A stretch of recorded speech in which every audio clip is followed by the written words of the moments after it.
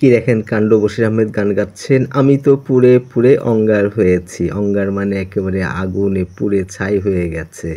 কিন্তু সেটা কার জন্য? একটি নারীর জন্য, তার প্রেয়সীর জন্য।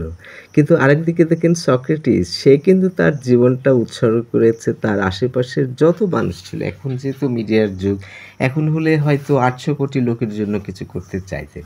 কিন্তু ওই সময় তো মিডিয়ার যুগ ছিল না। সেই ২৫০০ সালের আগের কথা। সেই ২৫০০ বছর আগের কথা। সেইখানে তখন তো আশেপাশে যে মানুষগুলো ছিল গুটি কয়েক, সেইসব মানুষগুলোর জন্য সে অনেক কিছু করার চেষ্টা করেছে। যদিও কোনো লাভ হয়নি। সে সাধারণ মানুষ ছিলেন। তিনি যে এত জ্ঞানী ছিলেন, তার কথা যে সঠিক ছিল, তার কথা মতো মানুষের চলা উচিত ছিল, তার সাজেশন নেওয়া উচিত ছিল, যুবক সমাজে যে অবদান সে রাখার চেষ্টা করেছে সেগুলো বোঝার কথা ছিল, সেটা করেনি। তারপরে তার স্ত্রী আবার তাকে পছন্দ করত না। সক্রেটিস সেই দর্শন এটা সেটা উল্টাপাল্টা বলে বাজারে পর্যন্ত মারত, নির্যাতন করত।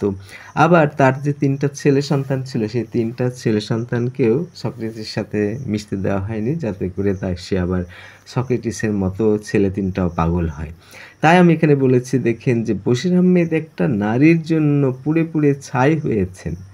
আর এদিকে সক্রেটিস সকল মানুষ, যত মানুষ আছে তাদের ভালো করার জন্য পুড়ে, পুড়ে ছাই হয়েছেন। তাহলে এই যে একটা মেয়ের জন্য একটা পুরুষ যখন পুড়ে, পুড়ে ছাই হচ্ছে সেটা কতটা যৌক্তিক? আর সক্রেটিস তার জীবনটা উৎসর্গ করেছে সকল মানুষের জন্য, সেটা কতটা যৌক্তিক? তাই বলেছি সক্রেটিস কোটি গুণ যৌক্তিক।